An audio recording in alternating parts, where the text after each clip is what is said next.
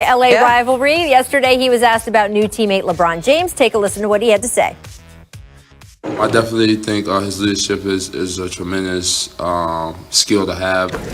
Talking to guys, putting guys in the right places, knowing what coach wants us and where he wants us. So I think we have a strong, great leader in LeBron. Not only him, AD, Mark, guy who's been around the league as well, man. So I think we just got great leadership in the locker room overall. Great leadership in the locker room. Great leadership in the locker room. The Lakers and Clippers opened their preseason against each other on Friday. They also opened the season against each other. Ramona, do you read anything into those great leadership in the locker room comments? Oh, yeah. Like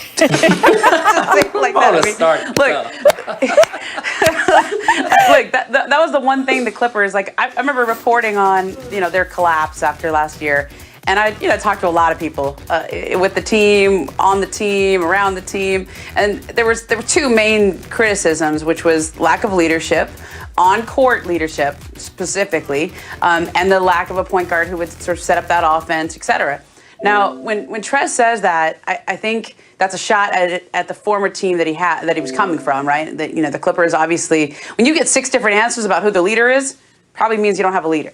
Probably means you don't have that really strong leadership ability. And Rach, you and I have talked about this a lot with LeBron, and it's one of those intangibles that I don't think he gets enough credit for in terms of just leadership in that locker room, on that court. And when, last year we were always talking about LA, Clippers versus Lakers, and we looked at, Kawhi and Paul and AD and LeBron. And I always said, I'll take AD and LeBron just because I think they're the top two, in terms of the two of the top 5 players in the league. But I don't think we realized the leadership gap that the Lakers had over the other contenders. And I think when Trez points that out, that's definitely a side eye at the Clippers. Yeah, but I also think that it's a tough position to be in. He played against LeBron. When you hear a guy talking the whole game, getting everybody in place a whole game, you can't help but to marvel at that as an opponent. And so now that he's with him and he's witnessing this team building that LeBron does on and off the court, it's something that he's never experienced. And it's kind of like when I compliment the Miami Heat culture, I'm not taking a shot at teams that I worked for after. It's hard, but people will take that as a shot at other teams' cultures. And so it's a tough position to be in when you're complimenting something that you've been a part of or you're coming to be a part of that's really unique and different. LeBron is arguably the best leader in professional sports to date. And you're going to that team and you're witnessing this, you can't help but to compliment it. And I don't think it necessarily has to be a shot back at the old team. Well, LeBron himself is speaking to the media today, and he spoke about the addition of Trez. He also talked about his reaction to the super short offseason after the Lakers won a title. Listen to this. Well, it's definitely too early to tell, but we're just so excited to have those guys here. Having Wes, Dennis, obviously Trez and Big Mark. We're extremely excited to have those guys here. We're just working our habits. What was your first reaction when you heard December 22nd for a season, and how did that change kind of your off-season plans from that point forwards? I was like, wow. Oh, and I said, just being completely honest, I wasn't expecting that because the early conversations were going on. I was hearing that there would be kind of a mid-January start. And the training camp will kind of start after Christmas. We have an opportunity to spend Christmas with our families, so I had already planned a vacation with my family for us to go somewhere, which I haven't been able to do, obviously, since I've been in the league.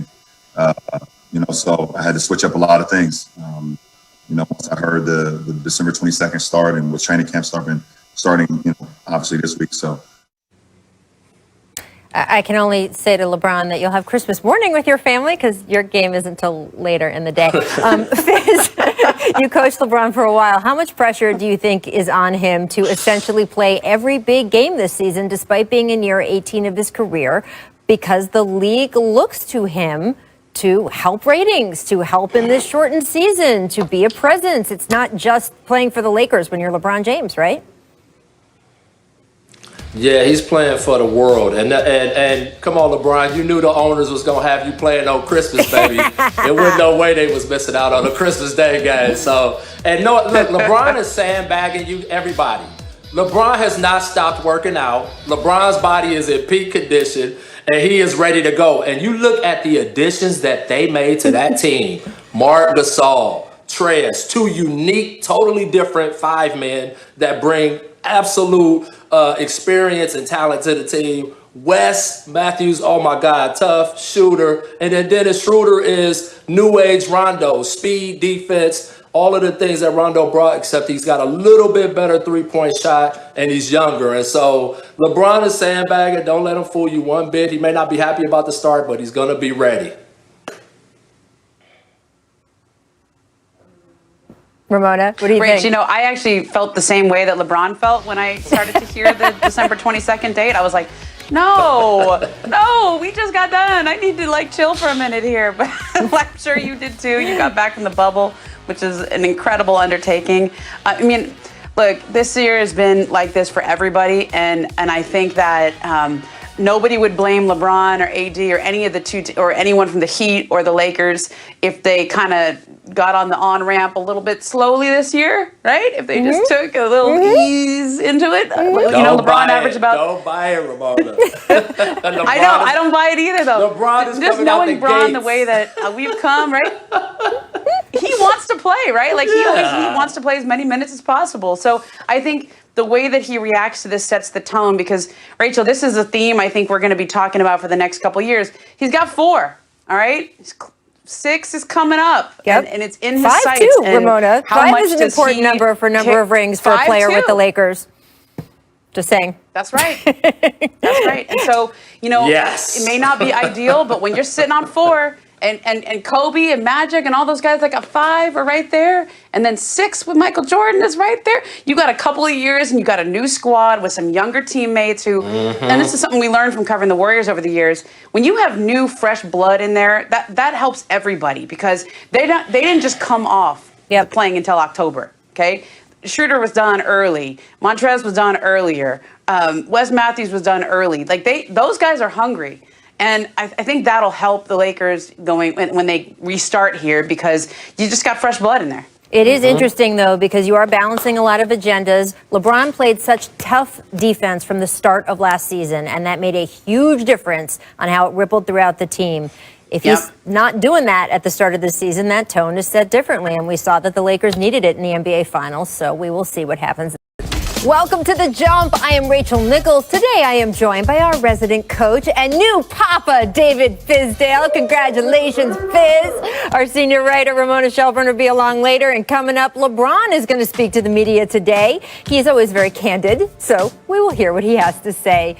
First, though, the saga of James Harden and the Rockets continues. Harden did not participate in the Rockets' first practice of the season yesterday.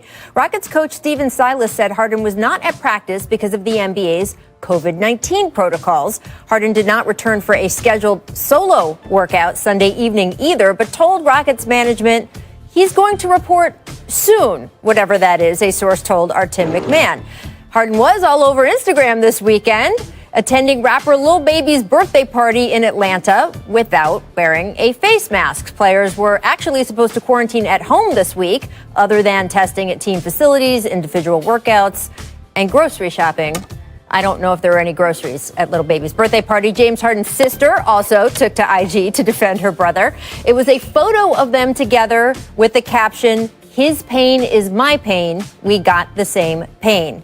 So, what do the Rockets have to say about all of this? Here is Coach Stephen Silas earlier today when asked about Harden. The question was, when will James be back and how big of a setback is this? Take a listen. As far as timetable, there is no timetable as far as I know. And it is a setback. You know, you want your best player to be here, and there is a short window, as you've alluded to. As I said yesterday, we're working as if this is the 6th to the 23rd. So there is some time, but, you know, it is a setback. I mean, I have to be honest and understand that this is a setback, not having, one of the best players in the NBA here. But I'm working with the guys who are here, and we're working hard, and we're doing a good job. Well, shouts to him, new coach, being put in a difficult position and being candid and honest. Definitely the way to go, coach, because people know if you're not telling the truth. What do you think it is like for him to be starting now and dealing with all of this? Well, it's difficult. You know, you want your best player in camp. You want your best player there to lead and set examples and things like that. And right now they don't have that. And when you see them on Instagram having a good time, kind of going against the COVID protocols, I mean, seems like James is sending a pretty strong message back to Houston about where he's at. And as the coach, you just got to keep pushing forward. You got to prepare your team. You know, you're going to have a no excuse attitude like I know Coach Silas has, and you do the best you can with what you have. Well, that's definitely the playbook, but it is easier said than done. And for the whole Rockets organization, Fizz, can they afford to let this drag out through the season? Because they told our Tim McMahon earlier last month, we can afford to get uncomfortable. We're willing to get uncomfortable. We're not going to take less for James in a trade than we think that he is worth to set our organization up for the future. But are they going to be able to actually pull that off? That's going to be a tough line to walk because, you know, they're going to be getting a lot of pressure from him and his people. And if he's not performing at the level that we're used to seeing from James Harden because he's got a lot going on internally, you know, people are going to look at that and see that as an opportunity to wait him out. And if Houston waits too long, they might get stuck in a position where they lose. So it's really walking a fine line on when to do it and when to pull the trigger. But also, you got to keep James Harden in a place where he still plays for you and performs for you and gives your team a chance. Absolutely. And I now see we are joined by our senior insider, Ramona Shelburne. Lovely to have you here. Can you piggyback on what Fizz was saying? Just how long can the Rockets afford to wait this out? Well, Rach, I mean, you were the one who covered Jimmy Butler in Minnesota a couple years ago. Yep. And I think we all thought that they had some time. Okay? They did not, Jimmy Butler Ramona. made They did everybody not have fairly time. uncomfortable. No. I seem to remember watching you interviewing him right as things were about to blow up there. And, you know, like if a player wants to make the team uncomfortable, if he wants to be disruptive, then they can. And I think the one thing that got me about James's post over the weekend is, you know, this isn't Lou Williams at the strip club in Atlanta, at Magic City, where somebody posted a photo of him and then everybody said, oh, wait, Lou Williams was at Magic City? Right. This was James posting it himself. Right. He wanted people to know he was out with little baby with the Prada bag and $100,000. Like, I mean, I don't know how much more blunt you can be, but that's a message that's sent. Now, I also covered a media day. Oh man, it feels like a million years ago. I think it was 2007 though, when Kobe Bryant had demanded a trade with the Lakers, and we were all standing out there waiting to see if he'd show up. And none of his teammates knew if he'd show up, but he eventually showed up and did what he was supposed to do, said what he was supposed to say. The Lakers never traded him, and they went on to the finals that year because Andrew Bynum got good, and they traded for Pau Gasol. So could be one of two things for the Rockets. Yeah, I remember Kobe Bryant said on the radio that he wanted to trade. It wasn't even like through reporters or sources. He came out on the radio and said, I wanted to be traded. He put his name on it. And absolutely, they waited him out. And it is a little bit of a battle of wills because James has 2 years left on his deal. And there is a point, Fizz, I think, where the coaching staff and the front office can say, we don't care. You need to be out on the court and play. And remember, if NBA players, quote, sit out, it's not like the NFL. NFL players can sit out and their contract year continues, even if they're not getting paid. With the NBA, if you don't report, your contract year does not start. So those 2 years he has left on his deal with the Rockets, if James would say, and he's obviously not going to do this, but just to explain the difference, if James's strategy was somehow, well, I'll just sit out this season, he would come back the next season and still have 2 more years left on his deal. Inside the franchise, what are the discussions, Fizz, that as a coach you're having with the front office back and forth about how to handle it and what to say to the other players? Well, I think it first starts with sitting down with James and saying, okay, how do you want this to play out? And, you know, yes, we are actively shopping to trade you, but until we can, we all have to be pros and do our job. And you would expect and you would want to encourage him to be that type of person that would come out and play until that opportunity came up where a deal could be worked out. It doesn't look good for anybody if James doesn't show up. Well, and I think for Houston, like, for Houston, Fizz, like, to me, the conversation is James going to play nice? Is he going to be, or is he going to be disruptive? If he can settle in with John Wall and they can get off to a decent start, that actually increases Houston's leverage. But if he's disruptive, if the team starts to crater, if this then they're really trading him from a place of duress. And I think that's what the organization has to determine. Now, I personally am in the camp that says he's under contract, he's a great player. You just don't get many chances to trade great players. Right. And if you trade James Harden in the wrong deal, your franchise is going to be digging out from under that trade for the next 5 to 6 years. So you wait until you get what you want for James Harden. And you have to tell him, help us help you. I mean, you know, there's a lot of players who've been in this situation. And if you help us help you, then you can get to where you want and we can get something in return for you. And that's where that professionalism comes in, where you just say, hey, listen, come out, play hard like you always do, perform at a high level. There's an expectation of James Harden when he steps on the court from fans and from everyone in the country around the world. Be that guy and just know that we're really pushing forward to try to help you get to the place that you want to be so we can make sure that everybody wins. And look, we talk about Kobe Bryant or Jimmy Butler. Every situation is different. And one of the complexities with this situation is that the team that James reportedly wants to go to is not a team that necessarily desperately needs him, right? They've got Kevin Durant and Kyrie Irving. So I guess it depends on how much KD and Kyrie say you absolutely to the front office have to go get James.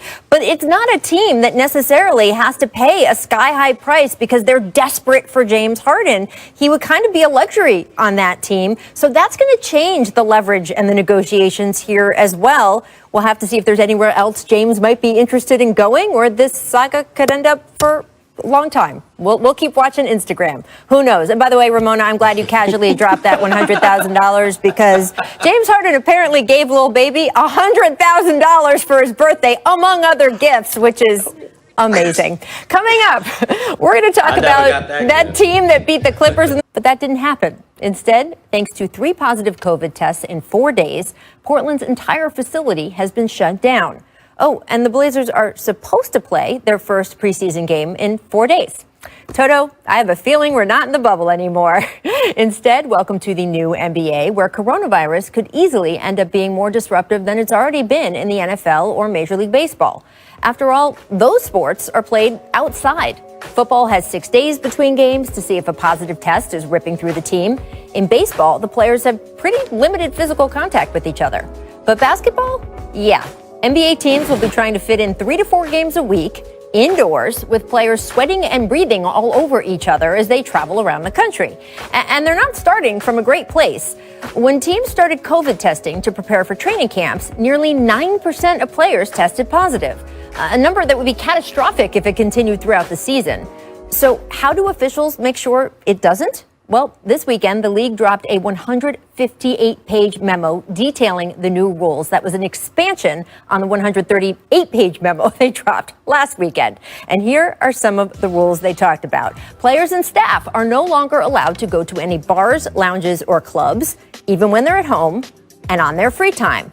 No, quote, live entertainment either, Lou Williams, and no visits to public gyms, spas, pools. So it would seem that, say, if a player has a kid on a sports team and that team is playing this winter, the player cannot go to his kid's games. It'll be interesting to see how the league interprets that one.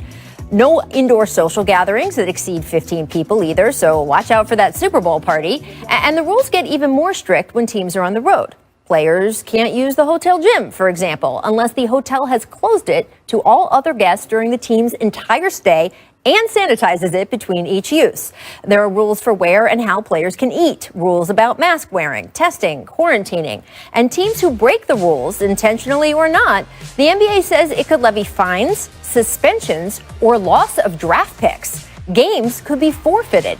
Individual players could see their game checks docked. And the league will also be doing unannounced spot inspections of team facilities to make sure they are in compliance too. So is all of this going to work? Yes and no. The NBA has so far been the most thoughtful sports league in America when it comes to COVID, from the experts they're working with to the protocols that they have put in place. But this is a virus that has a Rasheed Wallace-like disregard for officiating. And no matter how many rules there are, the positive tests are going to come. The games will be disrupted. So no, Toto, we're not in the bubble anymore. There are no ruby slippers to click together, just a lot of patience and a lot of crossed fingers, as what could be the NBA's most chaotic season is set to begin. Coach Fizz, this is a lot. As a coach, if you were in the position of trying to manage players dealing with all this, how enforceable even are all these rules? Well, I think you have to have those rules in place. I mean, you're trying to pull off something that's nearly impossible. So you do have to have those things in place. But you just really would hope that people would take this seriously enough that they wouldn't put themselves in those positions to jeopardize not only their health and other people's health and lives, but your profession, your craft. A lot of people are going to suffer just because of irresponsible decisions. I think that's going to be what it comes down to, is the personal responsibility of everyone doing their job to make sure that everyone stays safe. The same thing we've been asking the whole country to do, right? But I think the next step is going to be, what is the NBA going to do when a guy gets sick? How are they going to handle that? And then how are they going to track that and keep the league moving forward as they try to get 72 games accomplished? I think all of that stuff is going to be something that the league is going to have to figure out as they go. But I do think having a strict situation in place to start is the way to go, and then you can always adjust from there. You know, Rach, I think this is going to come down to players keeping each other accountable. This is what's happened in every other sport. I remember when baseball started up and the Marlins had a big outbreak, and there were several other teams that were disrupted by it, and it almost looked like baseball wasn't going to get off the ground. And you know, I think the tipping point was really the Cleveland Indians situation, when you had Mike Clevenger and the other pitcher go out. And their teammates really called them out. And I remember talking to Kenley Jansen from the Dodgers at the time, and he said, you know, if we want to have a season, if we want to do any of this, like, we've got to keep ourselves accountable. And I think, you know, I've heard about we made fun of the snitch line, okay, in Orlando. It wasn't as necessary in Orlando, but it is very necessary going forward, right? That snitch line is going to be really important, and it's got to be coming from within, because if the league has to crack down on teams, if the league has to make an example of somebody, kind of like they did with Lou Williams, I thought in the bubble they made an example of him.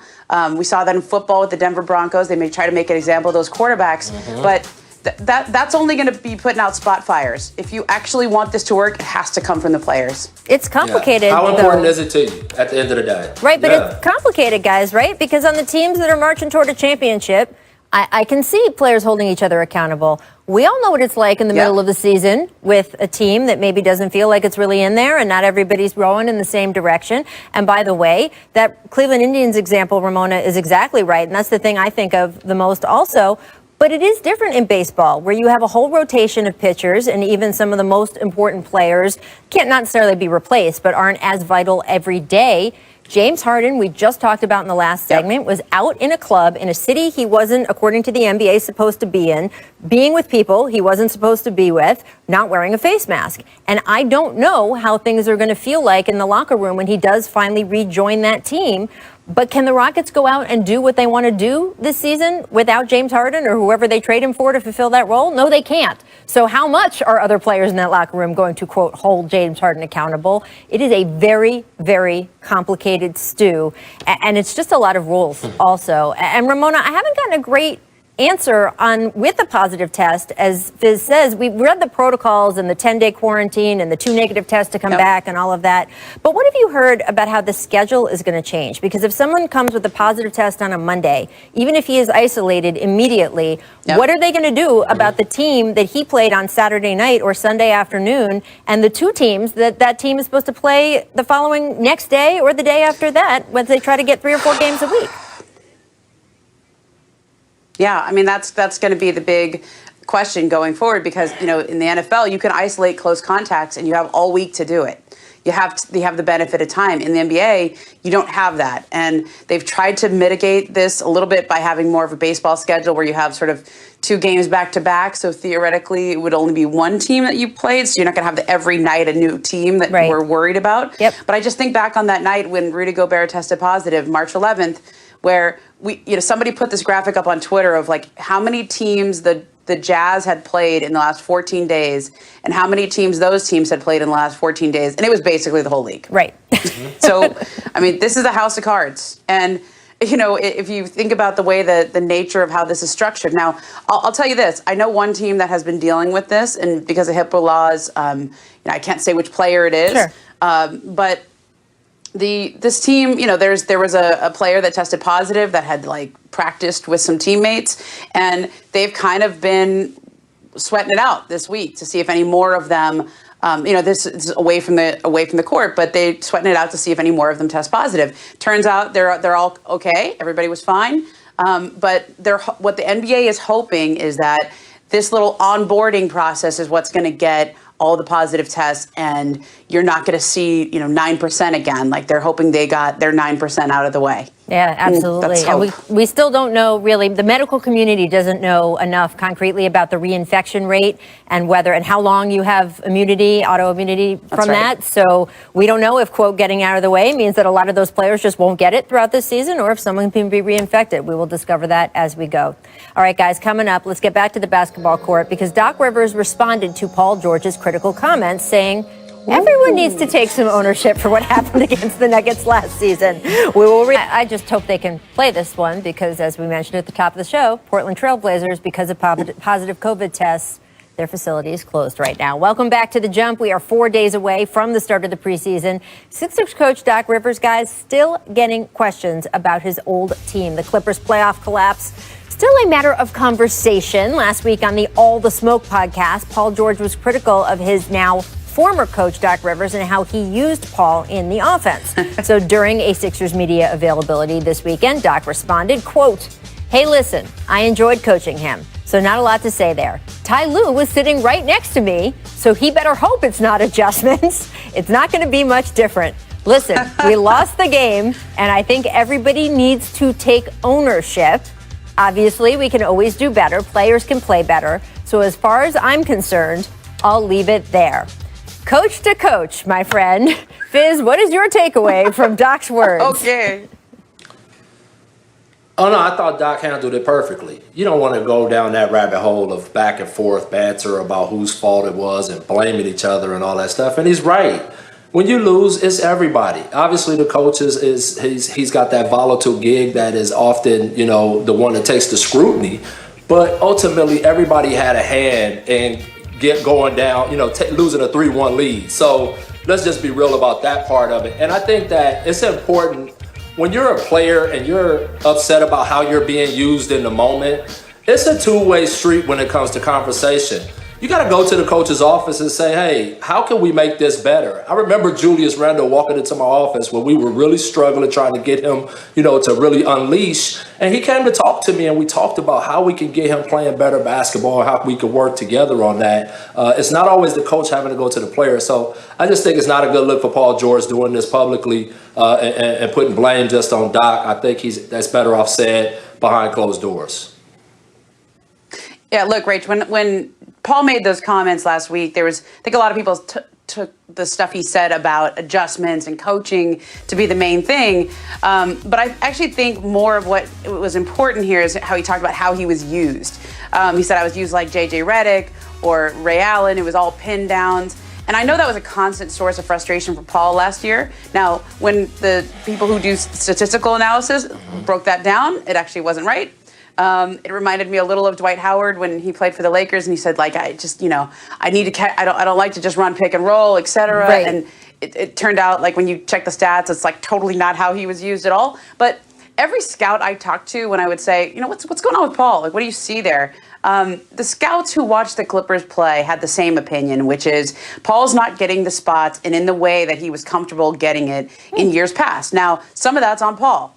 Hey, you're on a different team, you're going to get the ball in a different way. Mm-hmm. But I actually think more of that is just on the idea that the Clippers did not have a a true point guard on that team to organize the offense, and they still don't, frankly.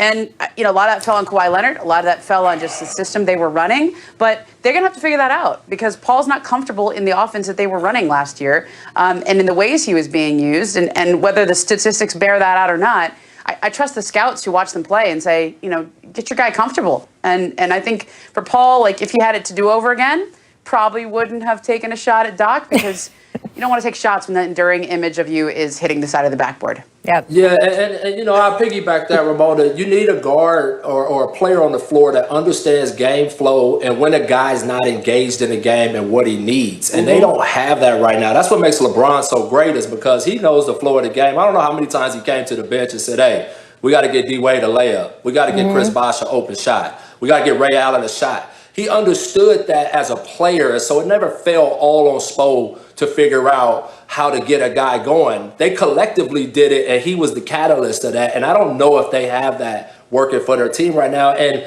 for PG, man, I would say stay quiet, grind, do your job. You got some baggage from other teams. Right now, Doc's a guy that's a championship coach. I would stay totally away from that kind of stuff. Yeah, absolutely. Our team that beat the Clippers in the playoffs, yeah, we talked about it earlier in the show. Now we're going to get to it. Our predictions for Jamal Murray and the Nuggets. Woohoo! And also here is our jump recommends for today, finally. I spoke with celebrity tattoo artist Mr. Cartoon, who designs the new Clippers uniforms. He joined us to talk about working with them. He's a native Angelino. This is a big deal for him. And oh, by the way, he has also tattooed Snoop, Beyonce, and the late, great Kobe Bryant. Check out a short clip from our convo right now, and you can head over to YouTube as well for the extended version. It's amazing to see these designs on the Clipper uniforms because this was writing that was used on the back of the homies' sweatshirts, and we would write it on the walls. And, this is something from LA that comes from like graffiti art to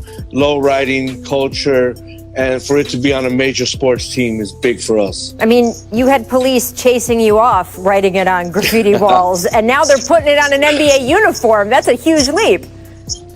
Huge leap, and this opens the doors for a lot of up-and-coming young people that love graffiti, but hey, they can have a career in art or sign painting or lettering, or hey, they could design for the Clippers. You did, of course, also work with the late, great Kobe Bryant. What was that experience like for you, and how do you think of it now after his passing?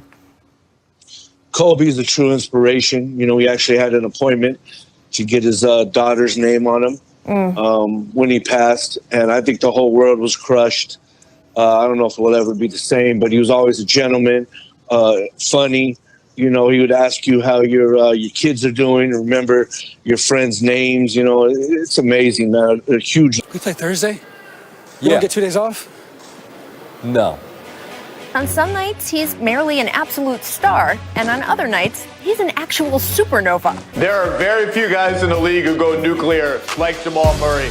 He has it working on all cylinders. He is working Utah like a part-time job right now. Are you going to say something? Go ahead, bro. I just don't get not double teaming this guy. Like, get the ball out of his hands. You cannot stop him. 2 seconds to go for the win, and it rims out. Denver hangs on. I've never been so happy to play so bad in my life. Nikola Jokic, man, continues to be the smoothest center in the game. Quietly with the 30 and 14, he was like Old Faithful, just very rock steady. Shot clock winding down. Murray puts up a three. Bang! Jamal Murray from downtown. This is absolutely shocking. What a performance by this Nuggets team. You got Shaq, you got Charles, you got Stephen A. All y'all better start giving this team some damn respect. I'm not counting the Nuggets out next year. Do it at your own peril. I love that. Working Utah like a part-time job. Fizz and Ramona still in the house. And guys, let's keep with the TV theme we had previously on. Well, let's now discuss the cliffhanger in last year's season finale. Jamal Murray, one of the big breakout stars in the bubble, averaging 24.4 points, scored more than 40 points in 4 games. Jamal has no All-Star, no All-NBA appearances, but that sure looks like it's about to change. Coach, what are your expectations for Jamal this upcoming season in what is still a very packed Western Conference? Well, I expect him to make the All-Star game. That's the next step for a guy that had that kind of playoff, who's taken that kind of jump, knowing how that makes you feel. He's probably been in the gym, in the weight room, working on every little bit of his game because he understands there's a gauntlet out west at point guard to get into that all-star game and to get past a team like the Lakers to get into the finals. You're talking about Steph coming back, John Wall just came west, Dame Lillard, Chris Paul. You got the young kid in Memphis who's spectacular, Ja. I mean, I could keep going on and on and on. So every night he's going to have to play like he played in the playoffs to take that all-star spot. And that same kind of effort will lead his team to a higher plateau. I think the kid is fantastic. I think the word nuclear is a great word to describe him when he starts to get going.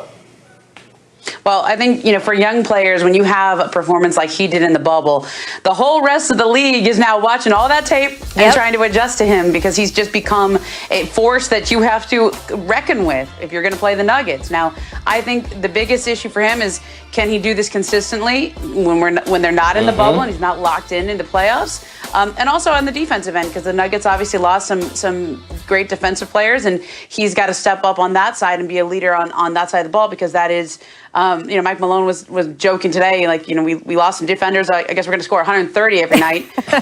But generally speaking, defense wins championships in this league. So I think that's where he's got to improve. All right, I want to take a look at the games the Nuggets fans will need to binge watch in the first half of the schedule. Christmas Day, the Nuggets host the Clippers, who they, of course, bounced out of the playoffs. Clips looking for a little revenge there. They will also face the New Look Suns on ESPN on January 22nd. And finally, it's spoiler alert time. Caesars gives the Nuggets 10-1 odds of winning the Western Conference behind the Lakers and the Clippers. So, Coach Fizz, where do you predict Denver will finish in the West standings? Are you at 3 also? It all depends on what the Clippers decide to do. Is someone going to take ownership of that team in that locker room? I know what T. Lue is going to bring. Kenny Atkinson, Dan Craig, Chauncey Billups, Larry Drew. That staff is loaded. They ready to coach. But is someone in that locker room going to take ownership of that team and really lead that group to the place they need to be? And a lot of that is going to be based on, is Paul George and Kawhi Leonard playing the appropriate amount of minutes together? Because remember, it was minutes management last year, and the big thing was they never got together and got to clicking. And so that's going to be critically important for them to get the number 2 seed. Because if they don't get clicking, that Denver team is ready to take off. And Jokic ain't no joke. So that's where I'm at with it. Jokic ain't no joke. We will leave it at that, Fizz. Thanks so much. We will be watching you, Nuggets. And in this next segment, for you guys watching The Jumper, to give you a little update on what's going on with the Greek Freak and that contract situation in Milwaukee, stay tuned.